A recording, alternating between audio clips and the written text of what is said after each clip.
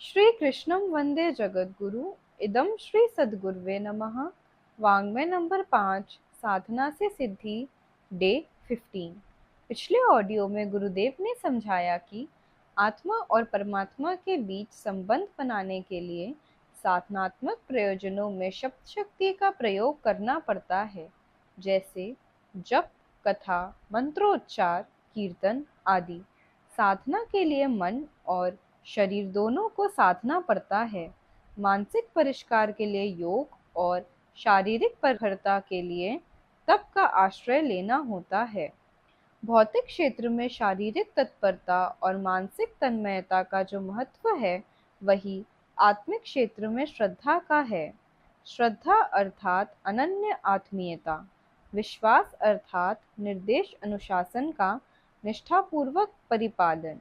क्रमशः आगे आध्यात्मिक लक्ष्य और उसकी प्राप्ति। हमारा बाहरी जीवन अनेक भागों में विभक्त होता है, पर उसकी जड़ एक ही जगह रहती है।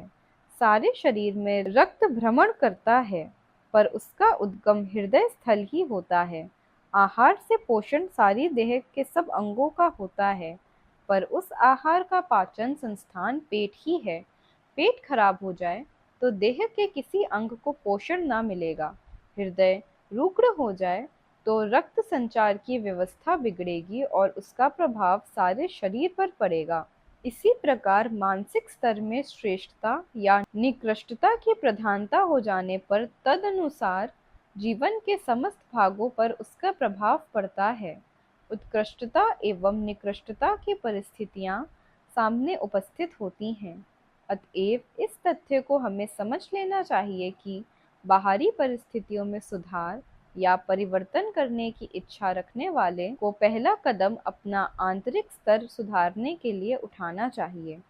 आध्यात्मिक, राजनीतिक, सामाजिक, आर्थिक, मानसिक और शारीरिक विभागों में बटा हुआ जीवन अनेक प्रकार की समस्याओं से आच्छादित रहता है।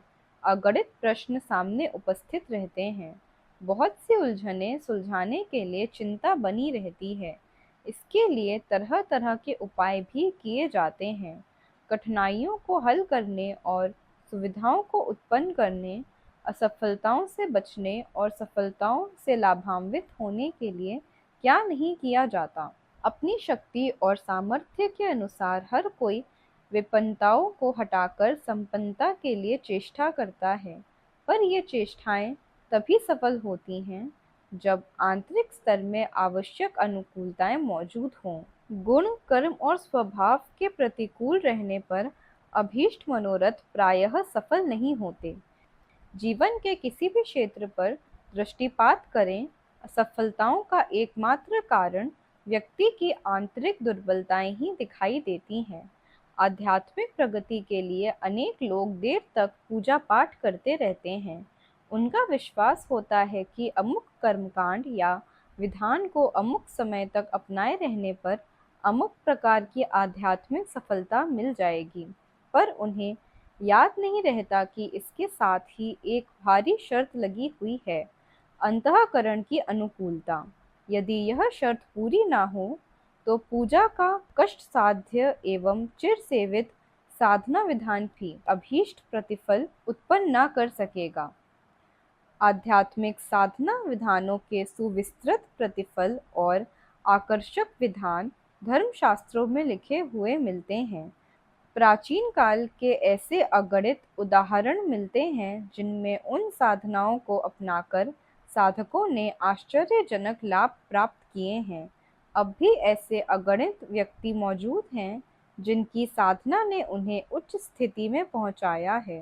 इन उदाहरणों को देखते हुए यह विश्वास करना पड़ता है कि साधनाओं का जीवन में अत्यधिक महत्व है। उनके सहारे प्रगति की मंजिल तेजी से पूरी की जा सकती है। इतना होने पर भी जब ऐसे उदाहरण सामने आते हैं कि अमुक व्यक्ति लंबे समय से अमुक साधना करते रहने पर भी कुछ प्रगति ना कर सका, वरन पहले की अपेक्षा और भी हीन स्थिति में पहुंच गया, तो उसका कारण तलाश करते हुए भारी असमंजस उत्पन्न होता है। किसी को भारी लाभ, किसी को अवनति, इस परस्पर विरोधी परिणाम का हेतु सोचते नहीं बनता, सूझ नहीं पड़ता। वस्तु स्थिति यह है कि एक व्यक्ति उच्च भावना स्तर के साथ, शुद्ध चरित्र के साथ, श्रद्धा और विश्वास के साथ, एकाग्रता और निष्ठा के साथ साधना क्रम में संलग्न होता है। उसे अपने लक्ष्य की वास्तविकता पर पूर्ण विश्वास है, साधना की महत्वता और शक्ति के प्रति अटूट श्रद्धा धारण किए हुए है, इष्ट की प्राप्ति के लिए प्राणपण से लगा हुआ है। जो नियम संयम आवश्यक हैं, उनका बिना संकोच पालन करता है। सत्प्रयत्नों की तुलना में प्रस्तुत कठिनाइयों को तुच्छ समझता है। अहिर्निश गंतव्य पथ का ही ध्यान रखता है। अकथ प्रयत्न के साथ, धैर्य और साहस के साथ कदम बढ़ाता चलता है। फल कब मिलेगा यह सोचता भी नहीं। साधना को ही इतना प्रिय बना लेता है कि वह स्वयं एक वरदान प्रतीत होता है। भावना की उत्कृष्टता से प्राप्त होने वाली प्रसन्नता एवं आत्म तृप्ति को ही वह एक महत्वपूर्ण सिद्धि मान लेता है। इस मनोभूमि के साधक के लिए सिद्धि सुनिश्चित है। उसके प्रयत्न असफल हो ही नहीं सकते। इसी मनोभूमि के व्यक्तियों ने आध्यात्मिक जीवन का आनंद लिया है, अपने सत्प्रयत्नों का समुचित लाभ पाया है। इसके विपरीत दूसरी उथली मनोभूमि के साधक जप, भजन, ध्यान, पाठ, व्रत, उपवास करते तो हैं, पर वह सब होता आधे मन से है। इन प्रयत्नों का सत्परिणाम मिलेगा भी या नहीं, इस संबंध में मन में सदा शंका और अविश्वास बना रहता है। ना नियमितता रहती है और ना निष्ठा। जब जो जितना बन पड़ा किया, ना हो सका तो छोड़ दिया। जिन नियम संयमों का पालन आत्मबल की वृद्धि के लिए आवश्यक है, उनके बारे में मन नाना प्रकार के कुतर्क करता रहता है।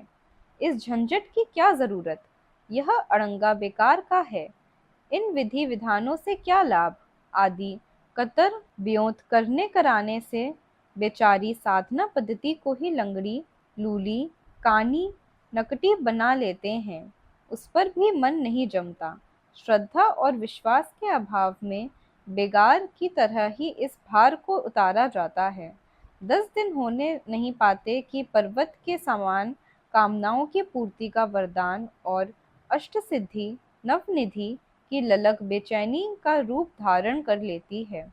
अभी यह नहीं मिला, अभी वह नहीं मिला, अभी कुंडलिनी जागृत नहीं हुई, अभी भगवान के दर्शन नहीं हो पाए, इतने दिन हो गए, अब कब तक सब्र करें, आदि बातें सोचने लगते हैं। असंतोष बढ़ता है, साथ ही अविश्वास भी। उपेक्षा आरंभ होती है और उसका अंत साधना के परित्याग के रूप में देखा जाता है। जिनका दैनिक जीवन पाप, द्वेष, दुराचार, दुष्टता और अनीति में डूबा रहता है, कुविचारों से जिनका मन और कुकर्मों से जिनका शरीर निरंतर दूषित बना रहता है, उनका अंतःकरण भी गंदा रहेगा और उस गंदगी में दिव्य तत्वों का अवतरण कैसे संभव हो सकेगा।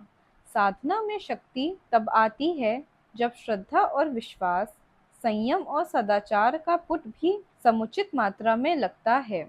दैनिक जीवन की पवित्रता ही इस बात की कसौटी है कि किसी व्यक्ति ने तत्वज्ञान को हृदयंगम किया या नहीं। यह निष्ठा जिसके भीतर उतरेगी, उसके गुण, कर्म और स्वभाव में श्रेष्ठता एवं सज्जनता की मात्रा अन्य व्यक्तियों की तुलना में बढ़ी चढ़ी होगी। ऐसा पवित्र और आदर्श जीवन बिताने वाले के लिए आत्मिक प्रगति नितांत सरल है। ईश्वर का दर्शन, आत्म साक्षात्कार उसके लिए कठिन नहीं है। इतिहास पुराणों में ऐसी अगणित कथाएं आती हैं जिनसे प्रतीत होता है कि सदाचारी, श्रेष्ठ आचरणों वाले और उत्कृष्ट भावना संपन्न साधारण श्रेणी के साधारण साधना करने वाले व्यक्तियों को योगी, यति, तपस्वी और ब्रह्मज्ञानी लोगों की भांति ही ईश्वरीय अनुकंपा एवं अनुभूति का अनुभव हुआ है। कारण स्पष्ट है कि योग साधना का उद्देश्य केवल इतना ही है कि आंतरिक दुष्प्रवृत्तियों का शमन और संयम किया जाए। चित्तवृत्तियों के निरोध को ही महर्षि पतंजलि ने योग कहा है। यह कार्य व्यावहारिक जीवन में सत्य निष्ठा और परमार्थ बुद्धि को स्थान देने से भी संभव हो सकता है। शबरी, सूर, मीरा, कबीर, केवट, गोपियाँ, नरसी, धन्ना आदि के ऐसे असंख्यों चरित्र मौजूद हैं जिन पर विचार करने से प्रतीत होता है कि भावपूर्ण उत्कृष्ट अंतःकरण का निर्माण योगाभ्यास के अतिरिक्त व्यावहारिक जीवन को शुद्ध रखने से भी संभव है। उच्च अंतरात्मा द्वारा स्वल्प एवं अविधि पूर्वक की गई साधना भी भारी सत्परिणाम प्रस्तुत कर सकती है। वाल्मीकि की मनोभूमि जब पलटी तो शुद्ध राम नाम ले सकने में असमर्थ होने पर मरा मरा कहते हुए उल्टा नाम जपते हुए भी वे ऋषित्व को प्राप्त कर सके। सदन कसाई, गणिका, अजामिल, अंगुलीमाल, अम्बपाली आदि अनेकों चरित्र ऐसे मौजूद हैं जिनमें अंतःकरण के परिवर्तन होते ही स्वल्प साधना से भी उच्च स्थिति की उपलब्धि का प्रमाण मिलता है। देर तक कठोर शारीरिक तपश्चर्याएं करने पर भी, बहुत पूजा उपासना करते रहने पर भी जब आत्मिक प्रगति नहीं दिख पड़ती, तो उसका एकमात्र कारण यही होता है कि अंतःकरण के विकास का प्रयत्न नहीं किया गया। केवल पूजा तक ही साधना को एकांगी एवं सीमित रखा गया। साधना को औषधि कहा जाए तो सदाचार को पथ्य मानना पड़ेगा। परहेज बिगाड़ते रहने वाला, कुपथ्य करने वाला रोगी अच्छी औषधि खाते रहने पर भी कुछ लाभ प्राप्त ना कर सकेगा। यदि पथ्य पूर्वक रहा जाए तो मामूली औषधि से भी रोग दूर हो सकता है। भजन के साथ परमार्थ प्रियता भी आवश्यक है। भावनाओं की उत्कृष्ट स्थिति और चरित्र में आदर्शवाद की प्रक्रिया परिपूर्ण रहे तो फिर साधना के असफल होने का कोई कारण नहीं हो सकता। स्वर्ग किसी स्थान का नाम नहीं है। भावना की उत्कृष्ट भूमिका को ही स्वर्ग कहते हैं। ऊंची भावनाएं जिस अंतःकरण में प्रवेश पा चुकी हैं, उसके लिए हर पदार्थ, हर प्राणी, हर अवसर स्वर्गीय आनंद की अनुभूति प्रस्तुत करेगा। मुक्ति का अर्थ है वासनाओं और तृष्णाओं के बंधनों से छुटकारा पाना और पशुता से दूर होना। स्वार्थ संकीर्णता को जिसने ठुकरा दिया, वह जीवन मुक्त हो गया। मुक्ति का आनंद शरीर रहते हुए भी प्राप्त किया जा सकता है। सद्गति के रूप में वह मरने के बाद प्राप्त होता है। जीव को जो बंधन बांधे हुए हैं, वह काम, क्रोध, लोभ, मोह, मद मत्सर ही तो हैं। इन्हें तोड़ते हुए मनोभूमि को उदार, विशाल, पवित्र एवं उत्कृष्ट बना लेना मुक्ति का साधन है। जिस किसी को भी मुक्ति मिली है, उसे आत्मशोधन ही करना पड़ा है। ईश्वर सर्वव्यापी है। विश्व के कण कण में वह समाया हुआ है। उसे देखने या प्राप्त करने के लिए कहीं दूर देश में जाना नहीं पड़ता। जो मलिनताएं जीव और ईश्वर के बीच में दीवार बनकर खड़ी हैं, उन्हें गिरा दिया जाए तो अत्यंत निकट निवास करने वाले परमात्मा का दर्शन तत्काल हो सकता है। विवेक की आंखों से हम उसे हर वस्तु में श्रेष्ठता, जीवन एवं सौंदर्य के रूप में निहार सकते हैं। सत, चित और आनंद स्वरूप सच्चिदानंद परमात्मा सत्य, शिव और सुंदर अनुभूतियों में सहज ही हमें परिलक्षित हो सकता है। इसके लिए हमें अपना ही अज्ञान हटाना और अपना ही ज्ञान जागृत करना है।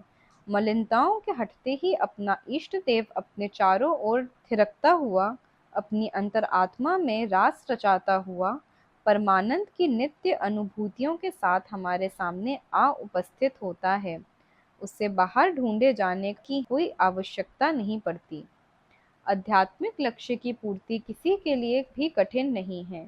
अपना भीतरी सुधार करने पर वे सब साधन सहज ही जुट जाते हैं, जिनके आधार पर स्वर्गानुभूति, जीवन मुक्ति, शांति, सद्गति, सिद्धि एवं ईश्वर प्राप्ति की विभूतियां उपलब्ध हो सकें।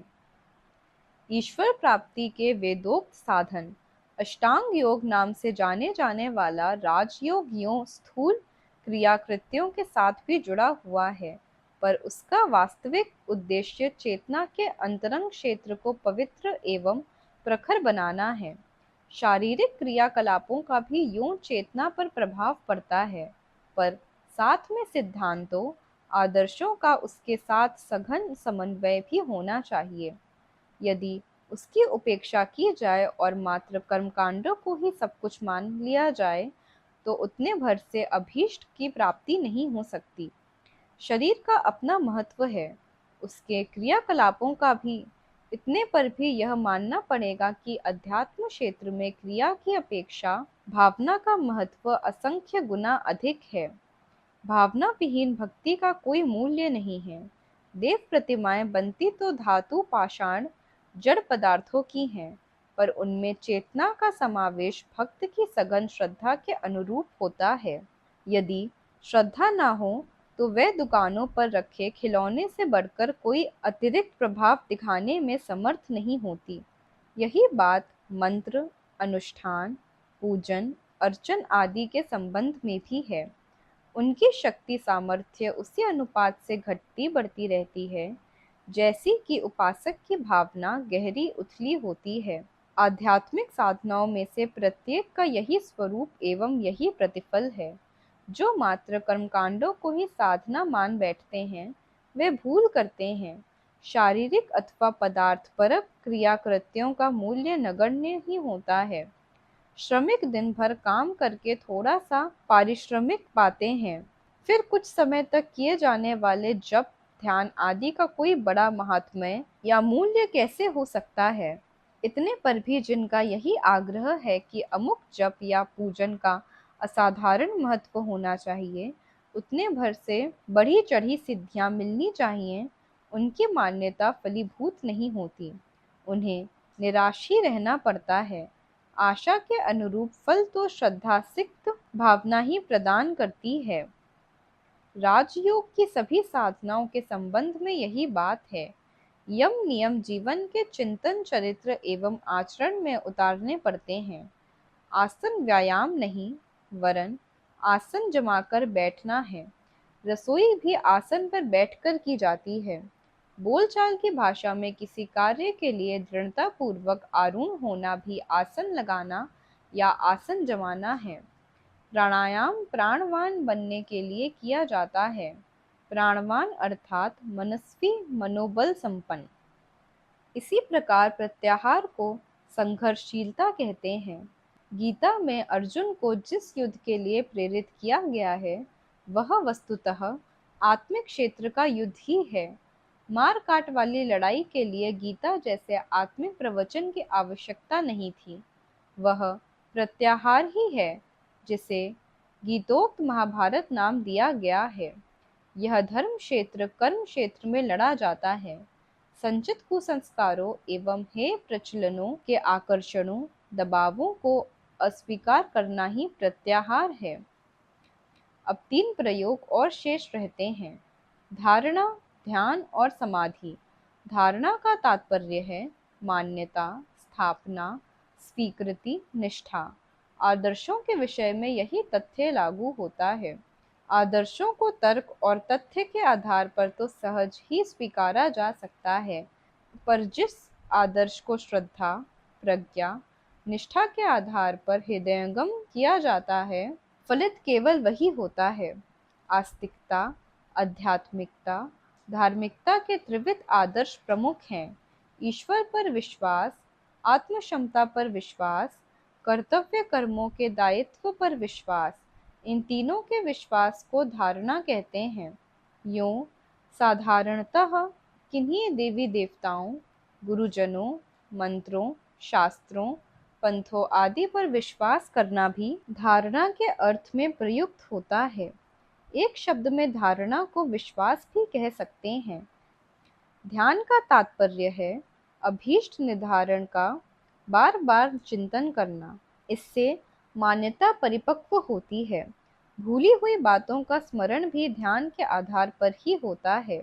अपने आदर्श का, लक्ष्य का, निश्चय का बार बार स्मरण करने से वह आस्था के रूप में परिणत हो जाता है। यूं किसी भी चित्र का, प्रतिमा का, व्यक्ति का, कल्पना सपनों का इच्छानुसार ध्यान किया जाता है। नाग योग में शब्दों का, मेरुदंड में षट चक्रों का, मस्तिष्क में ब्रह्म कमल का, मूलाधार में कुंडलिनी का ध्यान किया जा सकता है। मस्तिष्क में ब्रह्म ग्रंथि, हृदय में विष्णु ग्रंथि, नाभि में रुद्र ग्रंथि के ध्यान का विधान है। श्वास प्रश्वास के समय सोहम ध्वनि की ध्यान धारणा की जाती है। इसी प्रकार और भी योग संप्रदायों में कई कई प्रकार के ध्यानों का निर्धारण है। विचार चेतना को केंद्रीभूत करना ही साधना है। इन्हीं माध्यमों से मन एकाग्र होता है। बिखरी शक्तियों के केंद्रीकरण का चमत्कार दृष्टिगोचर होता है। अष्टांग योग की अंतिम स्थिति है समाधि।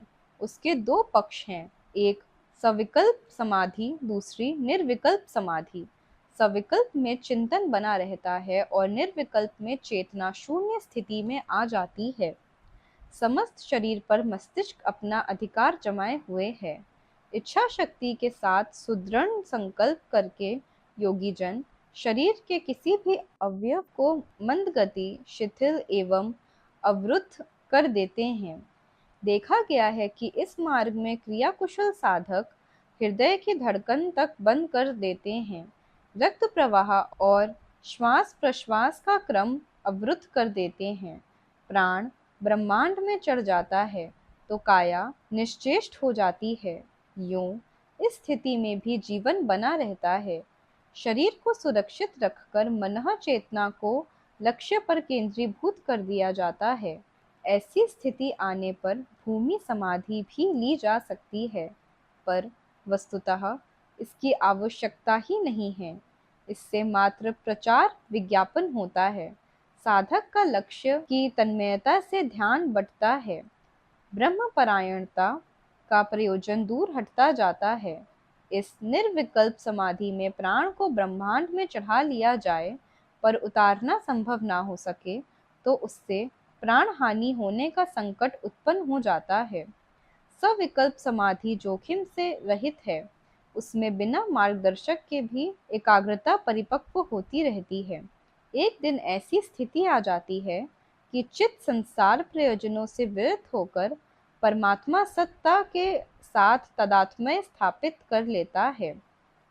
लौकिक जीवन को पारलौकिक, पारमार्थिक बना लेना भी समाधि है। आत्मा को ईश्वर के अंश के रूप में देखना, संसार के प्रति विराट ब्रह्म की मान्यता रखना और क्रियाकलापों को ऐसा बना लेना कि वे स्वार्थ पूर्ति के लिए नहीं, परमार्थ प्रयोजन के लिए किए जा रहे हैं, तो इसे भी समाधि का ही एक अन्य रूप कहा जा सकता है। आत्मसत्ता के स्वरूप, प्रयोजन एवं उपयोग के संबंध में तत्वदर्शी ज्ञान भूमिका का रहना समाधि भावना का ही एक स्वरूप है। अपने को ईश्वर का अंश युवराज मानना, चरित्र चिंतन और व्यवहार को उच्च स्तरीय रखना, गतिविधियों को विश्व उद्यान को समुन्नत बनाने में लगाए रहना प्रकारांतर से समाधि अवस्था ही है। सम्यक प्लस थी समाधि बुद्धि तत्व को दूरदर्शी विवेकशीलता में नियोजित रखे रहना ऋतंभरा प्रज्ञा है। इसी को भूमा या तुर्या कहते हैं। योगी तपस्वी इसी स्थिति में अपनी चेतना को बनाए रहते हैं। यद्यपि शरीर धर्म के अनुरूप नित्य कर्मों की निर्वाह व्यवस्था की गतिविधियां उन्हें भी सामान्य जनों की तरह संपन्न करनी पड़ती हैं।